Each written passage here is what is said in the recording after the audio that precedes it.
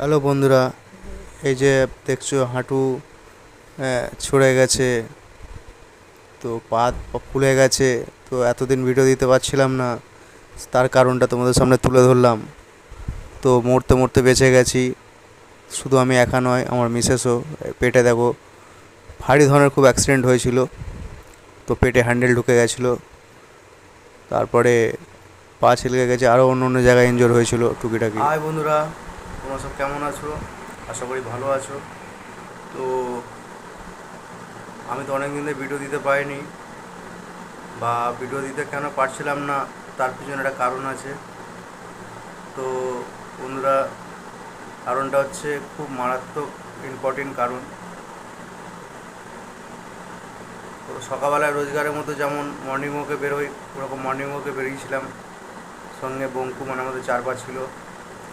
তো রীতিমতো আমরা যাচ্ছিলাম, আমার মিসেসও ছিল। ও পিছনে বসে বঙ্কুকে নিয়ে রীতিমতো বসে থাকে। আমাদের এখানে জিটি রোড বলে রাস্তাটা আছে, জিটি রোডের উপর দিয়ে যাচ্ছিলাম। তো পিছন দিক থেকে একটা বড় ট্রাক আসছিল, আর তার সামনে একটা টোটো ছিল। আমার গাড়ি খুব, আমি বঙ্কুকে নিয়ে আছি, তো আমি গাড়িটা আস্তে আস্তে চালাচ্ছি। তো হঠাৎ করে আমার গাড়ির স্পিড ছিল 32 থেকে 35 স্পিড ছিল। তো হঠাৎ করে পিছন দিক থেকে টোটোটা দাম করে মারলো, আমি তো ছিটকে পড়ে গেলাম। ও বঙ্কুকে নিয়ে নিচে পড়ে গেছে। পড়তে সঙ্গে সঙ্গে ওর মাথা মাথা থেকে ব্লাড বেরোচ্ছে, মাথা পুরো ফ্র্যাকচার হয়ে গেছে। আমি পড়ে গিয়ে আমার হ্যান্ডেলটা গাড়ির আমার পেটের মধ্যে ঢুকে যাওয়ার মতো অবস্থা। তো ওই অবস্থাতে ঠেলে উঠলাম। লোক ভিড় হয়ে গেছে, টোটোওয়ালা দাঁড়িয়ে গেছে। তো দাঁড়িয়ে একটা বিশাল ওখানে ক্যাওস তৈরি হয়ে গেছে। এ বলছে পাশ থেকে টোটোওয়ালাকে মারতে, ও বলছে টোটোওয়ালাকে মারতে, কেউ বলছে টোটোওয়ালাকে ছেড়ে দাও। ও নিজের প্রাণ বাঁচাতে এরকম করেছে, স্বীকার করেছে উনি। তো আমি কী করবো লাস্টে, আমার বিশেষ তো দাঁড়াতে পারছে না, রক্ত পেয়েছে। ওখানকার সব বললো তাড়াতাড়ি করে হসপিটালে নিয়ে যাও। তো সঙ্গে সঙ্গে আমার বাড়িতে এসছে টোটোওয়ালা, এসে বঙ্কুকে নামিয়ে দিয়ে গেছে, মানে আমার 4 পা বঙ্কুকে নামিয়ে দিয়েছে। নামানোর পরে ও ক্ষমা টমা চাইছে পায়ে হাতে ধরে। বলছে আমার ছোটো ছোটো বাচ্চা আছে 2-3টে, দাদা তুমি যদি, আমি বললাম চলো থানাতে কেস করবো তোমার নামে, তোমাকে নিয়ে যাবো। বললো থানাতে কেস করবে দাদা, থানায় কেস করলে আমার ছোটো ছোটো 2টো বাচ্চা আছে। বলে লাস্টে কী করলাম, ছেড়ে দিলাম। আমাকে 500 টাকা দিচ্ছিলো ডাক্তার দেখানোর জন্য। তো যে যে ধরনের ইনজোর হয়েছে আমাদের, 500 টাকাটা আমাদের কাছে বড় কথা না।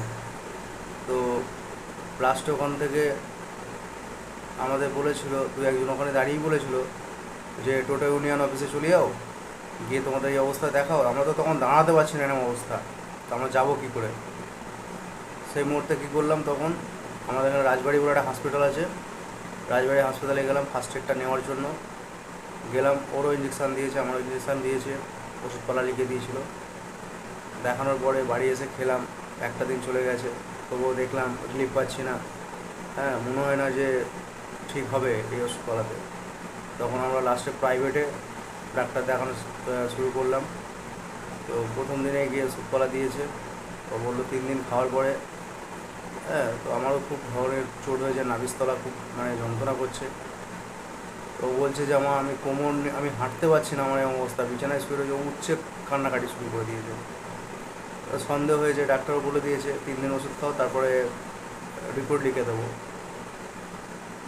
রিপোর্ট লিখে দিতে, এক্সরে রিপোর্ট লিখে দিয়েছে, কোমরে ফাইনাল কর্ডে লেগে গেছে।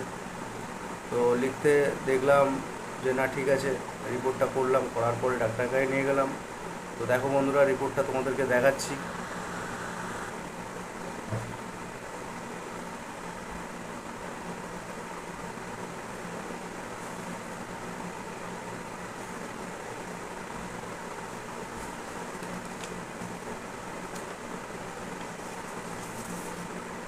তো এই হলো দুজনের রিপোর্ট, কাছ থেকে দেখায়।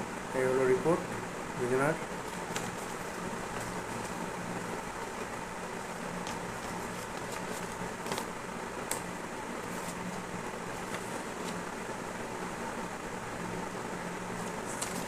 তো ওর হচ্ছে এক্স রে রিপোর্ট, ওর এই যে ও এক্স রে রিপোর্ট, ও দুটো রিপোর্ট করতে দিয়েছে, এই যে স্পাইনাল কর্ডের রিপোর্ট এগুলো।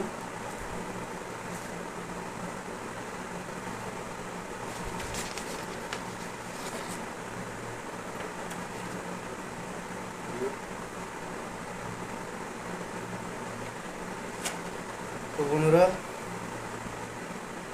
কীভাবে আমার ইনজোর হয়েছিল, ওর ইনজোর হয়েছিল সে ভিডিও করা আছে। তো তোমাদের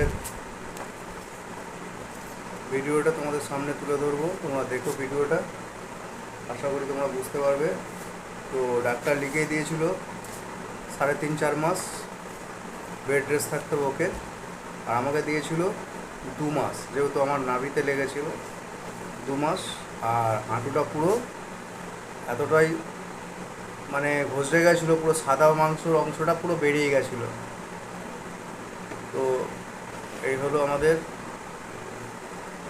জার্নি। তো আমরা রেস্টে ছিলাম। ও এখনও 3 মাস মতো বেড রেস্ট থাকবে বা 2 মাস মতো। আমি একটু সুস্থ হয়ে উঠেছি। তো প্লিজ বন্ধুরা, রোজ ভিডিও দেওয়া হবে, তো প্লিজ ভিডিওগুলো আমাদের দেখো। হ্যাঁ, যা ভালো লাগবে না জানি, এতদিন ভিডিওটা বন্ধ করে দিয়েছিলাম যেহেতু। তো প্লিজ ভিডিওগুলো দেখো, কন্টিনিউ ভিডিও দিতে থাকবো। তো দেখো, তোমাদের বলতে ভুলে গেছিলাম, এই যে কোমরের বেল্ট দিয়েছে, এই যে ওর কোমরের বেল্ট দিয়েছে, এটা ওকে পরে থাকতে হয়, সকাল থেকে সন্ধ্যে পর্যন্ত পরে থাকতে হয়, শোবার টাইমটা খুলে দিতে হয়।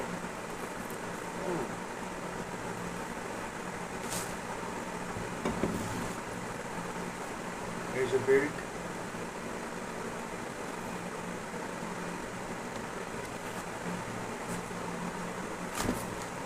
তো আর বেশি বড় করলাম না ভিডিওটা।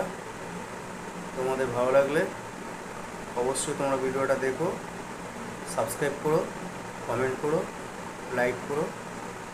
তো এখানে ভিডিওটা শেষ করলাম।